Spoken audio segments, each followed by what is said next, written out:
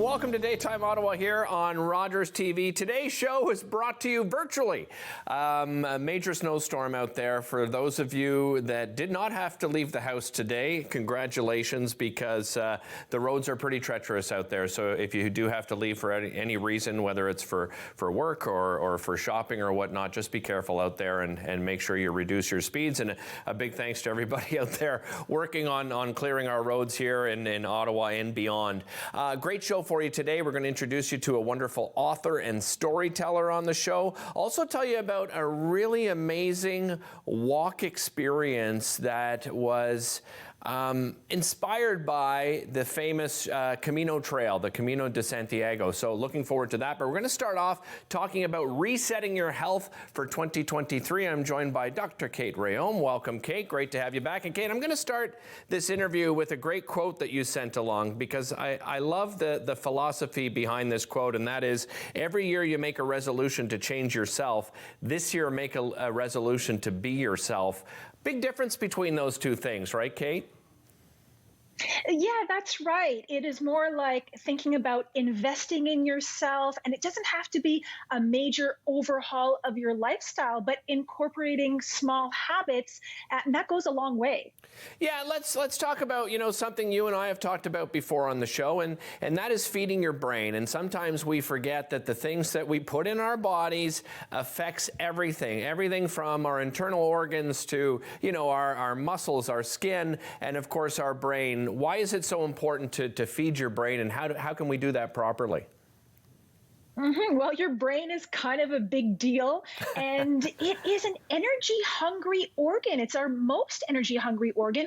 The energy in our brain comes from mitochondria. These are the cellular batteries, you could say, or powerhouses, turbines that make energy in our brain and throughout our body. But specifically, our brain needs a lot of energy, and those batteries need specific nutrients to do their job efficiently and effectively. So things like coenzyme Q10, acetyl L-carnitine, for example, is an amino acid that comes from meat and other high-protein foods, and those will help provide energy to the mitochondria so you can think and move and do everything you need to do. Any other foods you would suggest? You mentioned, proteins like meat. Where else can we get those? Definitely. Well, when we're talking about the mitochondria and energy production, electrons are bouncing around as part of this process. And when you have electrons, you have free radicals. And so we want to protect ourselves from those with antioxidant-rich foods. So colorful fruits and vegetables, I've got some, vitamin C, citrus, other sources of antioxidants.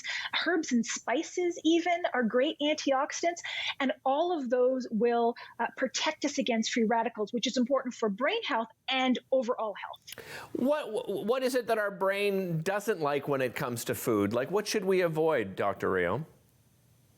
You know what? Our brain is 60% fat by weight. And so really the fats you eat can make a big difference in your brain health and the health of your brain tissue.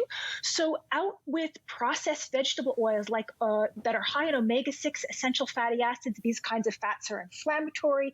And instead look at swapping those with healthier fats, things which we know are good like olive oil, avocado oil, nuts and seeds. Those all contain brain-healthy fats and, of course, fish and fish oil.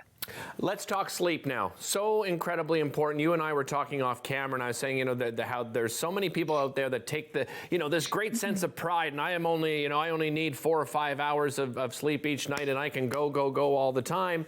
But sleep deprivation can have a huge effect on our health, can't it?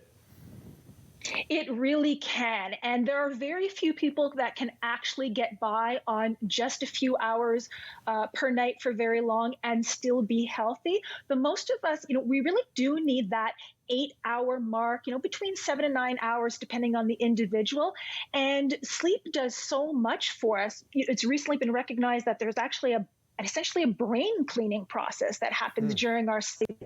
Incredible, during deep sleep, during light sleep, in which we ourselves mentally and emotionally, and even help consolidate memories. It's part of the learning process. So we need a certain amount of sleep to let sleep do its job for us. What should that bedtime routine look like then? Well, keeping it consistent, resisting the urge to, binge one more episode of your favorite show, as well as ideally, if you can unplug from screens that are exposing us to blue lights late at night, which can impair your melatonin production. So, a bedtime routine of getting off screens 30 to even 60 minutes before bed, if possible, to let your body produce its own melatonin. And again, keeping things consistent, going to bed and waking up at the same time every day. Also, sleeping in a dark room will help you make more melatonin.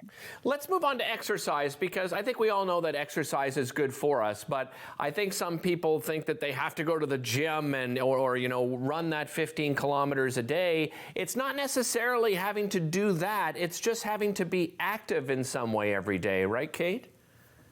Absolutely. You know what? New research is showing that exercise snacks, as they're called, even as little as 5 minutes of some kind of movement. You can, set a timer, walk up and down the stairs, or do things like squats, push-ups. Of course, there's lots of apps that can inspire you with different short exercise routines, and showing that just doing something can make a big difference. So on days when it's maybe too icy to go outside, you can do lots just with your own body weight in your own space.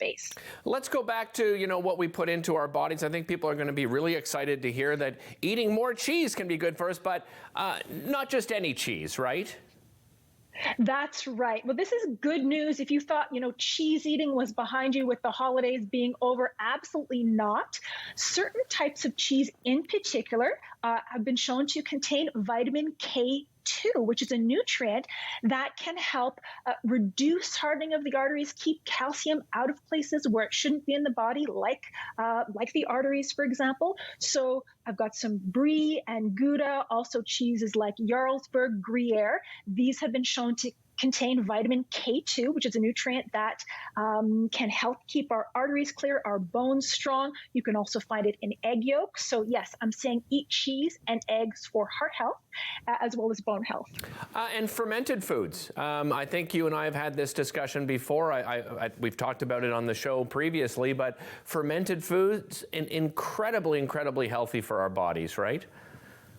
Absolutely. First of all, they provide beneficial bacteria, probiotics, help top up the good bacteria in your intestines. That's good for all aspects of health. And again, specifically, the dairy foods I mentioned, those are fermented dairy foods. Taking milk, fermenting it creates nutrients that weren't there before. So really definitely part of a good diet. Are there supplements that you recommend as well, Kate, to get some of these nutrients you've been talking about?